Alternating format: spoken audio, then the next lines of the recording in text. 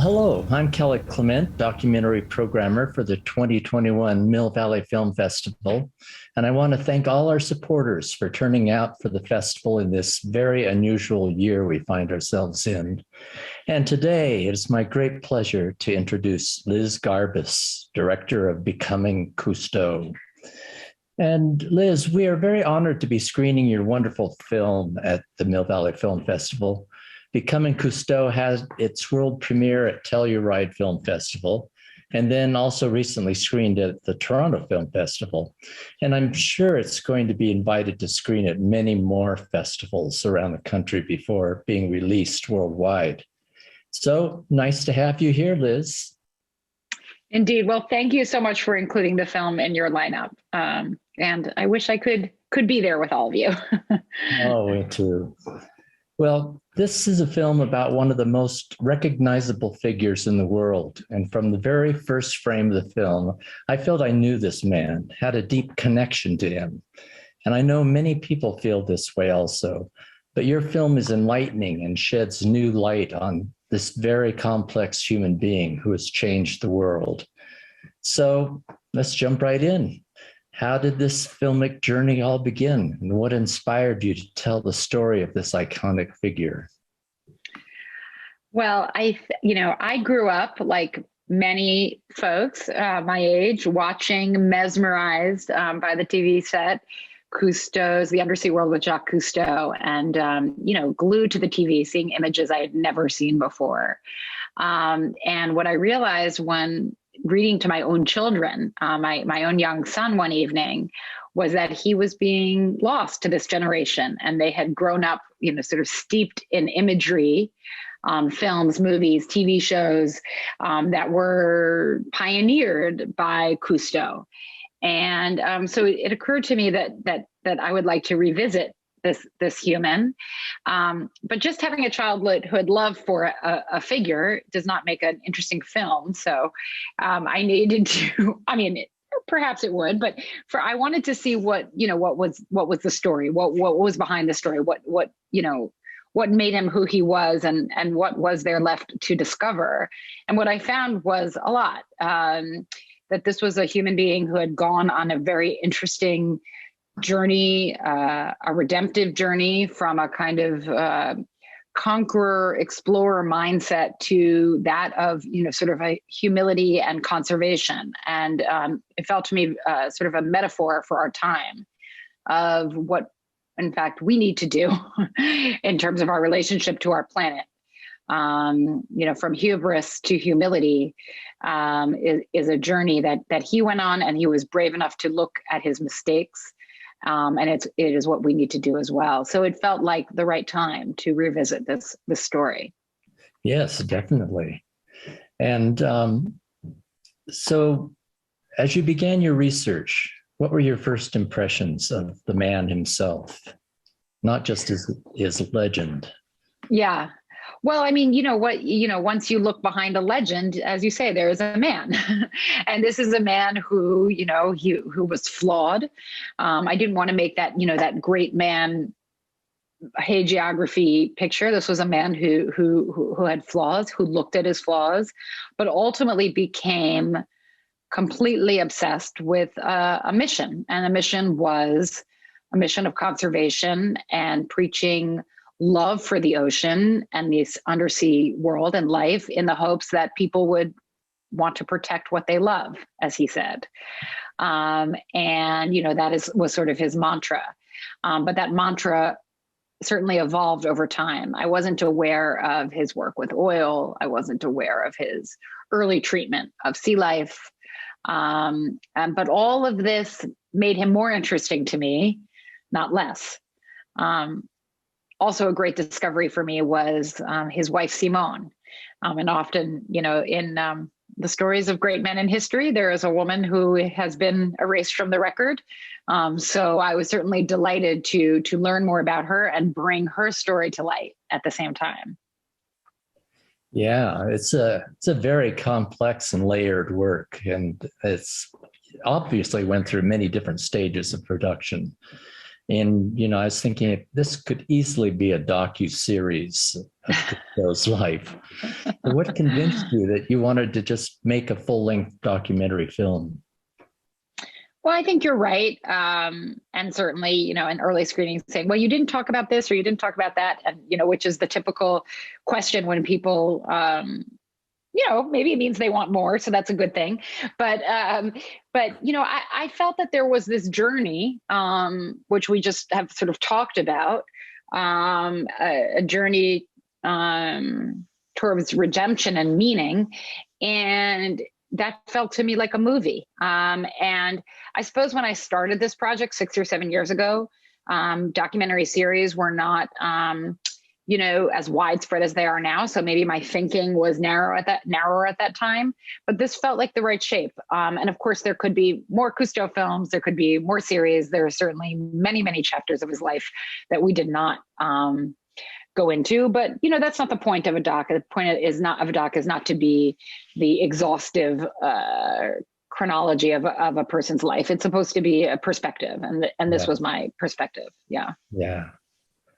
Well, I agree with you. One of my favorite subjects was Simone, and she's such a fascinating person, but she always seemed very protective and content to be in the background. Have someone that you could have made a whole film about. Have you ever thought about that? I've definitely, now that I've been traveling and talking about the film, people have said, oh, she's a fabulous subject. I think that if somebody was going to make a film about Simone, it would probably have to be a scripted film because there's very little footage. As her son says in our film, she did not like to be on camera. There were several interviews done with her. We've used all of them that we could find. There was a biography written by someone who knew her, who we interviewed in the film. But yes, she was a woman who knew exactly what she wanted in life, and that was the sea. And she set out to marry a man who would give her the life that she wanted, since as a life as of a professional sailor was not available to a woman at that time. And there's something kind of beautiful about her clarity of purpose that I think many of us wish we had. Yeah. I'm not saying she's perfect, and of course she was not as present as a mother as I would like to be in my own life, or perhaps her. But the clarity of purpose is really quite something. Yeah. Well, let's get back to it. How did you get access to all this incredible archival footage of Cousteau's life? Obviously, there was probably a lot of work involved in the restoration of that footage that had been in storage for many years. What was the process like? Well, the process, it was a marathon. It was not a sprint. We started about 6 years ago, these discussions with the Cousteau Society, who are the custodian of much of the archive. Some of the shows exist outside of that, of course. Some of the films exist outside of that, but all the kind of home movies and outtakes and everything that we use that I think made the film really special, to work on were, much of that came from the Cousteau Society. So that was a very long negotiation. He had left the society to his second wife, Francine, and she was understandably extremely protective of the legacy. But our point was, let's not be so protective that it's hidden from the world, because it's actually Jacques Cousteau said, if a man has led, and he said man, so an extraordinary life, he must share it with the world. And so we thought that was true. And we continued on that mission to work on access to that archive, which came over time. And the restoration process is still going. I hope by the time we are ready to scream in Mill Valley, we're recording this a little bit before, it will be an even lovelier print than we were able to screen in Telluride. And then when we release on October 22nd, again, we're continuing to work on this precious archive. Yeah, the filmmaking process is kind of like that, isn't it? It doesn't stop. Well, Cousteau himself said that he was addicted to cinema and was more into adventure films and not documentaries. Did he ever have any training in filmmaking? No, he did not. I mean, he was a naval officer. He started taking films as he talks about in our film as a child. He started shooting little adventure films, or he made a little cops and robbers film, and and we were able to sort of bring some of those back. When he was traveling with the Navy, he shot films all over the world, and then of course, his evolution into a professional filmmaker came over time, and it really coincided with his undersea exploration. When he started to see things that no one had ever seen before, he wanted to film and share them.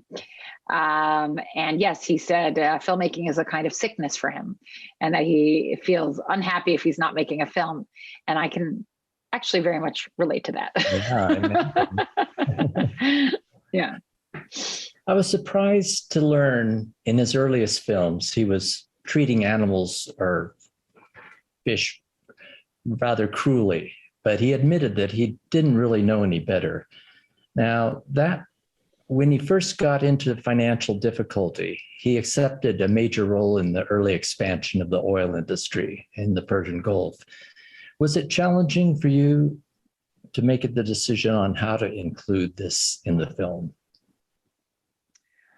No, because I think a story is more interesting if you see sort of a human's capacity to respond and change, and to it's wonderful to learn. It's even harder and braver to unlearn and to redo. And I think that he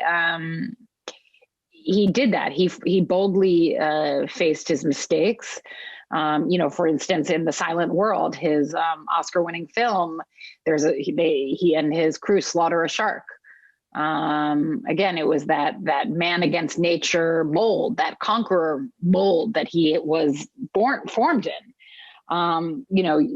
Decades later, he said he couldn't look at his own film and he wanted to re-edit it, but then he realized he shouldn't do that, because part of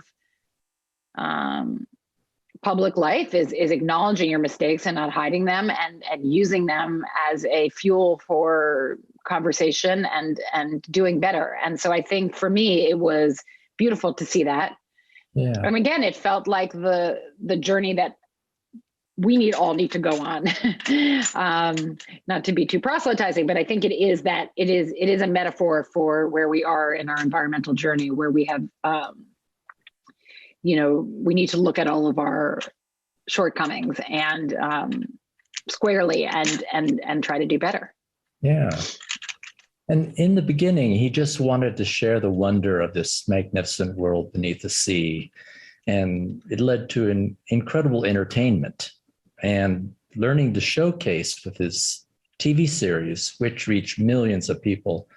So what point do you think it all changed for him and made him become a conservationist? I think he was seeing, he'd been diving since after World War II. And by the early 70s, maybe 70, 71, he was seeing things before his very eyes that were changing. He was feeling the water against his skin be a little warmer. He was looking for reefs that he had seen that were no longer there. So I'm sure it wasn't one moment, but it was this gradual accumulation of his own experiential knowledge, his own experience that convinced him that something very precious was at risk. And that is when he said, my films, and he says, my films are no longer going to be about beautiful little fish, and they're going to be about, protecting the environment. And of course, he paid a price for that commercially. And ABC canceled the show and went on, networks that reached fewer people. But he kept working. And ultimately in 1992, when he goes to Rio, I think he felt very hopeful about this global meeting on the climate. But as we know, sitting here 29 years later, his dreams have not yet been answered. But he did conceive of the Cousteau Society, which was one of the very first and most successful nonprofit conservation organizations, and led the way to others to follow. So How did they stand up today? Are they making progress and continuing his legacy? Well, as you know, there are, of course, much at this point, bigger environmental protection organizations. At the end of the day, I think that there is an awareness. I think even though the people who have had their heads in the sands and denying climate change are beginning to acknowledge the reality of it, as rich countries like ours and Germany are looking squarely at floods and fires that used to be these extremely rare events are happening with frequency. But at the end of the day, I do feel that for these nonprofits and for us as individuals, we can use paper straws or reduce our carbon footprints. But at the end of the day, it's up to the nations, it's up to the leaders of the big nations to take bold and likely very unpopular action. Unpopular with perhaps their financial backers to affect change and to avoid the worst effects of climate change. And as the IPCC report said this summer, there's really just a moment for that. There's no time. So at the end of the day, I think it's beyond nonprofits and even individual choice. It needs to be a global movement. And that's going to require some brave leaders. And I haven't seen it. I haven't seen it yet. Yeah, we can only keep our fingers crossed. It's the beginning. So have your subjects been able to see the film? Some family members have seen the film. Again, you could make 100 films about Jacques Cousteau. The activities of the Cousteau Society continue. But for me, it was this journey that we've been talking about in this Q&A that has been important. And I think that there is a feeling that it is an honest and passionate assessment of his legacy. Well, what's ahead for you? Any new projects in the works? I'm considering a few things, and I haven't quite figured that out yet, but you have your hands full. Next couple of months, I am going to be, looking forward to talking about this film. So yeah. Well, how will Becoming Cousteau be available for others to see? People who've seen it at the festival here, how will they tell their friends to go out and see this incredible work? Well, it is going to be, thank you for allowing me to plug it. And it is, it will be opening all across America at movie theaters in 350 screens on October 22nd.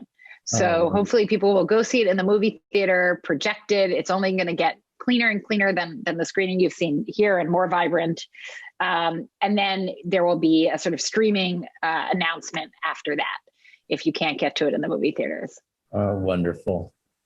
Well, thank you so much, Liz. I want to thank you for the incredibly important film and hope more people can get out there to see it. Thank you, Kelly. And thank you so much to you and your colleagues at Mill Valley for inviting the film. It's an honor to be here.